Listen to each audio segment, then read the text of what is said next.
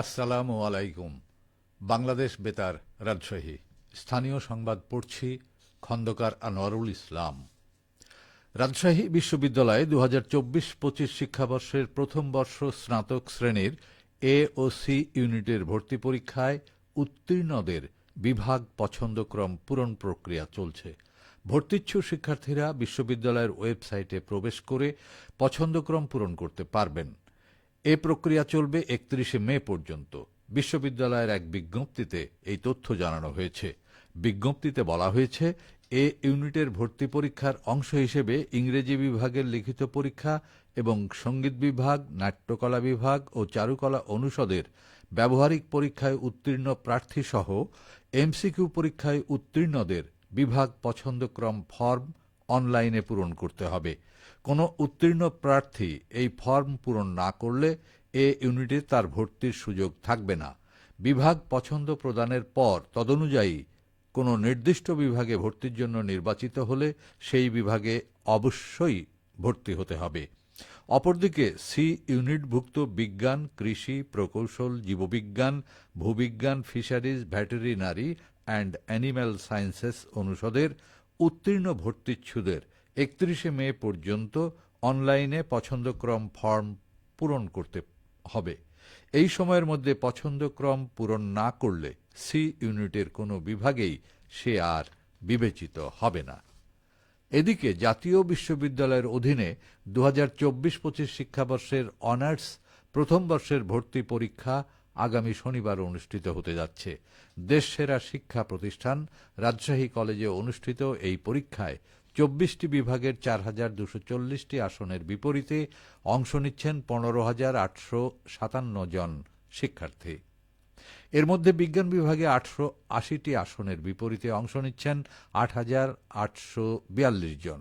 মানবিক বিভাগে ২,৪৫৫টি আসনে আবেদন করেছেন ৫,৬৯৫ জন এবং ব্যবসায় শিক্ষা বিভাগে ৯০৫টি আসনের বিপরীতে অংশ নিচ্ছেন ১,৩২০ জন শিক্ষার্থী।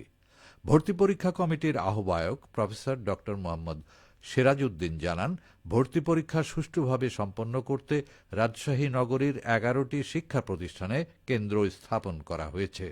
এর মধ্যে রাজশাহী কলেজে অনুষ্ঠিত হবে মানবিক বিভাগের পরীক্ষা, শামুকদুম কলেজে নেওয়া হবে ব্যবসায় শিক্ষা বিভাগের পরীক্ষা এবং বিজ্ঞান বিভাগের পরীক্ষা অনুষ্ঠিত হবে বাকি কেন্দ্রগুলোতে। তিনি আরও জানান, ভর্তিচ্ছুদের মোবাইলে SMS এর মাধ্যমে কেন্দ্র ও সিট প্ল্যান সংক্রান্ত তথ্য পাঠানো হচ্ছে। কেউ SMS না পেলে তারা পরীক্ষার ২ দিন আগে কলেজে প্রদর্শিত তালিকা দেখে কেন্দ্র ও আসনের তথ্য জেনে নিতে পারবে।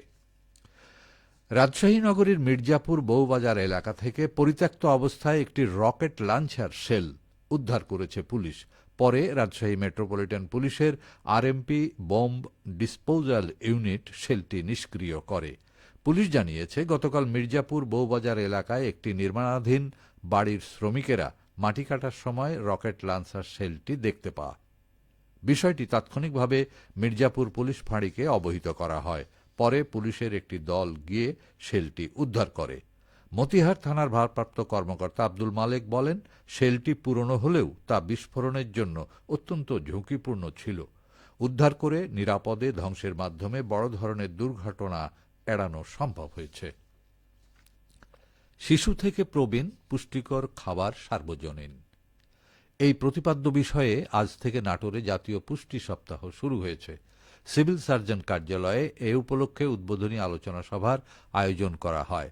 সিভিল সার্জন ডাক্তার মোহাম্মদ মুক্তাদির আরফিনের সভাপতিত্বে অনুষ্ঠিত সভায় বক্তারা বলেন, মেধাবী জাতি গঠনে শিশুসহ দেশের সকল জনগোষ্ঠীর পুষ্টিকর খাদ্য নিশ্চিত করতে সরকার কাজ করে যাচ্ছে। এ লক্ষ্যে স্বাস্থ্য ও পরিবার কল্যাণ কেন্দ্রগুলোতে গর্ভবতী মায়েদের বিনামূল্যে জিঙ্ক ট্যাবলেট সরবরাহ, শিশুদের ভিটামিন A ক্যাপসুল ও কৃমিনাশক ট্যাবলেট খাওয়ানো হচ্ছে।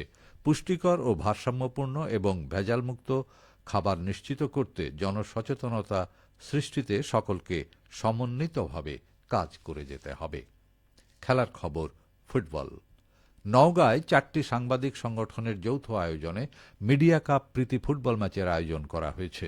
আজ নওগাঁ জেলা স্টেডিয়ামে এই ম্যাচ অনুষ্ঠিত হবে। নওগাঁ জেলা প্রেস ক্লাব, জেলা সাংবাদিক ইউনিয়ন, জেলা টেলিভিশন জার্নালিস্ট অ্যাসোসিয়েশন ও জেলা রিপোর্টার্স ইউনিটির যৌথ আয়োজনে এই প্রীতি ফুটবল ম্যাচের আয়োজন করা হয়েছে। আজ বিকেল ৩টায় এই ম্যাচের উদ্বোধন করবেন জেলা প্রশাসক মোহাম্মদ আব্দুল আওয়াল। এ সময় বিশেষ অতিথি হিসেবে উপস্থিত থাকবেন পুলিশ সুপার মোহাম্মদ শাফিউল সারোয়ার। সবশেষে আবহাওয়া। আজ দুপুর 12টায় রাজশাহীতে তাপমাত্রা ছিল 34.5 ডিগ্রি সেলসিয়াস। এ সময় বাতাসে আপেক্ষিক আর্দ্রতার পরিমাণ 65%। রাজশাহী ও পার্শ্ববর্তী এলাকায় আজ সূর্যাস্ত সন্ধে 6:47। সংবাদ শেষ হল। আমাদের পরবর্তী সংবাদ দুপুর 2:05।